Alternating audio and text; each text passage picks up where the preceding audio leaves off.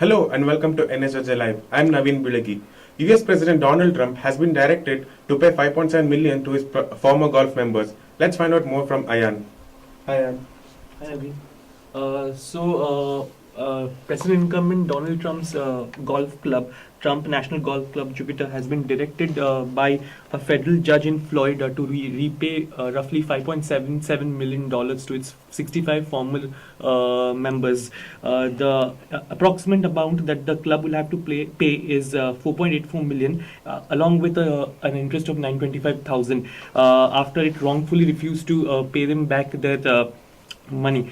Moving on, again, President incumbent Donald Trump has nominated Colorado Federal Appeals Court Judge Neil Gorsuch for the U.S. Supreme Court. His name has been shortlisted from 21 choices, and if ratified by the Senate, he will restore the conservative majority in the Supreme Court, which was lost after the sad demise of Justice Anton Scalia. So those are the two news stories from the international desk. We'll be keeping a close eye on it.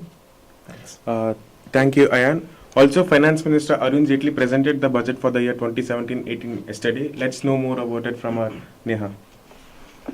Good morning, Naveen. So, Union Finance Minister Arun Jaitley presented his fourth budget for the fiscal year 2017-2018. It had a very strong imprint on the Prime Minister's Narendra Modi's line of India's growth strategy. That is to cleanse political fundings, regenerate agricultural sector, provide more jobs, ease the tax burden of income tax as well as corporate taxes, incentivize manufacturing sectors. It was a fair mix of welfare schemes for poor, youth, girls, and promote cashless transactions. Jaitley did not go overboard to overhaul the individual as well as corporate taxes, but maintained a measure where it could see economic growth. It was a budget that aimed to soothe the public who endured demonetization. His proposals could influence the outcome of 5 upcoming assembly elections. Now, Jaitley proposed a record budget of 10 lakh crore for agricultural loans, while irrigation funds had been increased to rupees 40,000 crores. Of the total budget allocation of 21 lakhs 47,000 crores for the financial year 2018, a record of 1 lakhs 87,200 crore was devoted to the rural sector, which is 25% rise. He also announced changes in the electoral funding, ensuring that political fundings of only up to will no longer receive more than rupees 2,000 in cash, and he proposed the ban on cash transactions of any above rupees 3 lakhs. While the budget gives no tax concessions for large and corporate taxes and the rich, the opposition would have little to criticize, because corporate tax was reduced by 5% for small businesses with less than 50,000 crores of turnover. In a bid also to bolster the business environment, he has encouraged greater fund flows. Jaitley announced an abolition of the Foreign Investment Promotion Board, FIPB. Currently, 90% of the FDI comes through the automatic route, which does not require FIPB. And lastly, he was aware of the risk of slippage, but he pledged to keep the fiscal deficit at 3.2% of the GDP in 2017 and 2018 with 0.5% of margin. And continuing to the steps to clamp down on black money, Jaitley proposed the ban of any cash transactions of above 3 lakhs. And it was the first unified budget post-merger of railway budget as well as with the general budget. It focused on enhancing passenger safety with the creation of dedicated 1 lakh crore safety fund, improving passenger amenities, and looking at a very competitive tariff in future, improving the national transporters' financial state with listing of public sector undertakings in the stock exchanges as well. That's all for the day. Thank you, Neha. India defeated England in the third T20 International. Let's find out more from Sabya. Hello, Naveen. India beat England by 75 runs to win the T20 International Series 2-1. India scored 202 at the loss of 6 wickets in 20 overs.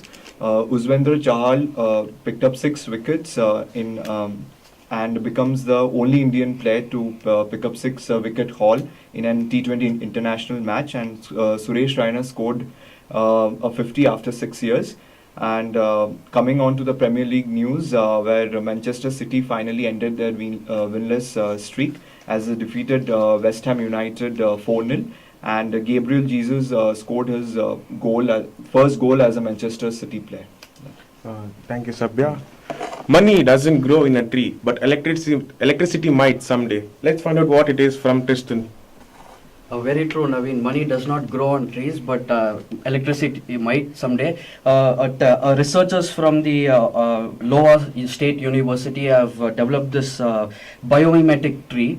So what happens is it generates electricity when wind blows through its artificial leaves. And in other news, there is this cat called Pooh. It's a 1-year-old cat, and it lost both its back legs in an accident. So what happened was it got his legs operated in Bulgaria.